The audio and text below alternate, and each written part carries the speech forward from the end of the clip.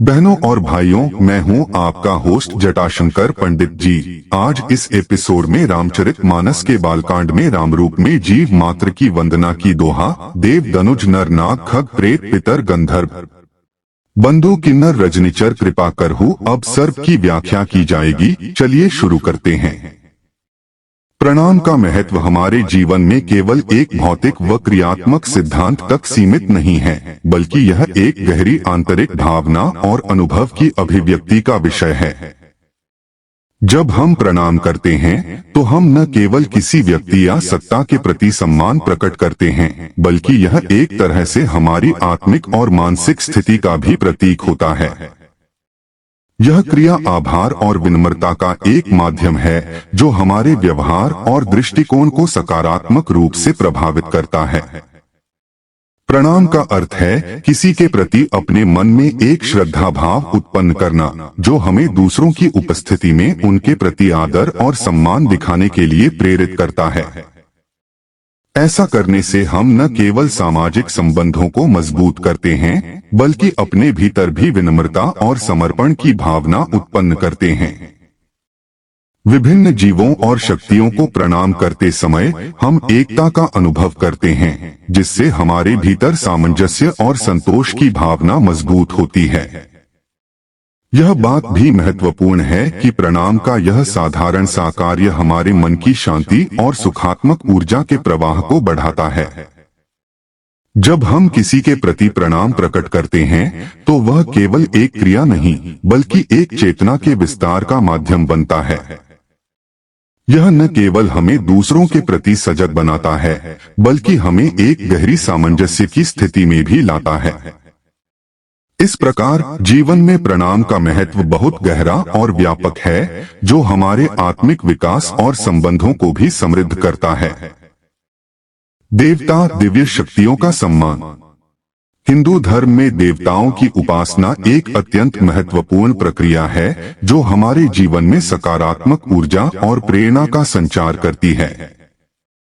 देवता न केवल शक्ति और ज्ञान के प्रतीक हैं, बल्कि वे हमारे समर्पण और भक्ति के प्रति भी उत्तरदायी होते हैं। जब हम देवताओं को प्रणाम करते हैं तो हम न केवल उनकी दिव्यता को मान्यता देते हैं, बल्कि अपने जीवन में उनके आशीर्वाद की भी प्रार्थना करते हैं। प्रणाम करने की भावना हमारे भीतर एक गहरी विनम्रता और अनुशासन पैदा करती है।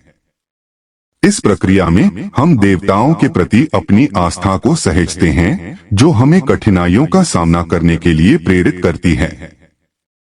विभिन्न देवताओं का हमारा जीवन में महत्वपूर्ण स्थान है, जैसे कि गणेश, विष्णु, शिव, देवी दुर्गा आदि।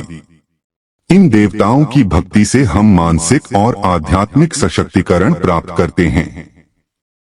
देवताओं की कृपा पाने के लिए हमें नियमित रूप से उनकी पूजा अर्चना और प्रार्थना करनी चाहिए। साधारण विधियों से लेकर जटिल अनुष्ठानों तक हर एक क्रिया हमें उनके निकट लाती है और हमारे जीवन में सुख, शांति और समृद्धि का संचार करती है। जब हम किसी समस्या का सामना करते हैं तो देवताओं की शरण में जाकर हमें मार्गदर्शन एवं सहायता मिलती है। ऐसे में उनका आशीर्वाद हमारे जीवन में सुखद परिवर्तन लाने में सहायक होता है। अतः देवताओं के प्रति प्रणाम करने से न केवल हम उनके दिव्य गुणों को अपनाते हैं, बल्कि अपने भीतर की सकारात्मकता और शक्ति को भी जागृत करते हैं। इससे हमारा जीवन समृद्ध और अर्थपूर्ण बनता है। दैत्य और अन्य जीव संतुलन का प्रतीक। समस्त जीव जगत को प्रणाम करते समय दैत्य और अन्य जीवों जैसे नर, नाग, पक्षी, प्रेत और पितर का उल्लेख करना महत्वपूर्ण है।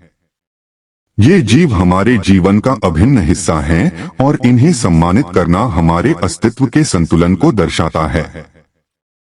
भारतीय संस्कृति में दैत्य केवल बुराई के प्रतीक नहीं हैं, बल्कि यह जीवन के विभिन्न पहलुओं का प्रतिनिधित्व करते हैं। दैत्य सामूहिक चेतना का प्रतीक हैं, जो हमें यह याद दिलाते हैं कि जीवन में अंधकार और प्रकाश दोनों का महत्व है। इसलिए दैत्य के प्रति सम्मान प्रकट करना हमारी आंतरिक शक्तियों का सम्मान करने के समान है।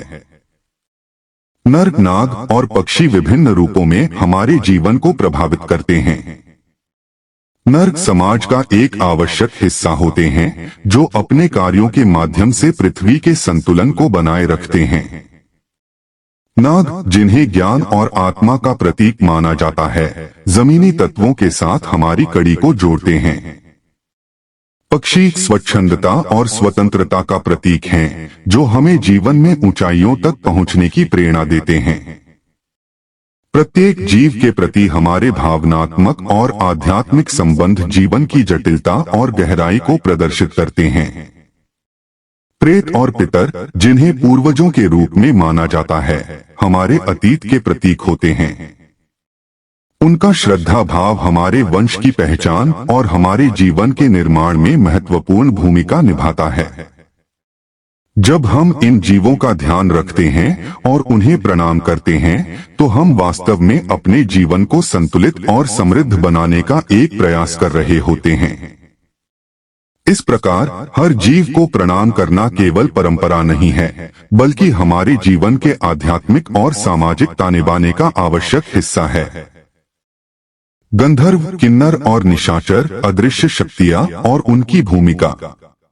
गंधर्व, किन्नर और निशाचर भारतीय संस्कृति में अदृश्य शक्तियों के प्रतीक माने जाते हैं। ये शक्तियां न केवल हमारे चारों ओर मौजूद होती हैं, बल्कि हमारे जीवन के विभिन्न पहलुओं में महत्वपूर्ण भूमिका भी निभाती हैं। गंधर्वों का संबंध संगीत और कला से है, जबकि किन्नर सामाजिक समावेश का प्रतीक हैं। निशाचर, जो रात में सक्रिय होते हैं, हमें अंधकार से उजाले की ओर ले जाने का कार्य करते हैं। इन अदृश्य शक्तियों को प्रणाम करना एक प्रकार की श्रद्धा और विनम्रता का परिचायक है, जो हमें उनके आशीर्वाद प्राप्त करने में मदद करता है। हमारे व्यक्तिगत जीवन में इन शक्तियों का प्रभाव बहुत गहरा होता है। जब हम गंधर्वों के प्रति सम्मान प्रकट करते हैं, तो हम अपने भीतर सृजनात्मकता और कलात्मकता को जागृत करते हैं। इसी प्रकार किन्नरों की पूजा से समाज में सहानुभूति और प्रेम की भावना का विकास होता है। निशाचरों का स्मरण करने से हमें आत्मसमर्पण और मानसिक शांति की प्राप्ति होती है। इन शक्तियों के प्रति प्रणाम करने से हम उनके साथ एक आध्यात्मिक संबंध स्थापित करते हैं, जिसके फलस्वरूप जीवन में सकारात्मक परिवर्तन आ सकते हैं। इसके अतिरिक्त सामूहिक जीवन पर भी इन अदृश्य शक्तियों का गहरा प्रभाव होता है। जब एक समुदाय गंधर्वों, किन्नरों और निशाचरों का सम्मान करता है, तो यह सामुदायिक बंधन को मजबूत बनाता है। इससे समाज में एकजुटता और सहयोग की भावना का विकास होता है, जो समाज के सभी सदस्यों को सकारात्मक दिशा में आगे बढ़ाने में सहायता करता है। अदृश्य शक्तियों का सम्मान केवल व्यक्तिगत लाभ का साधन नहीं, बल्कि सामाजिक समृद्धि का भी माध्यम बनता है।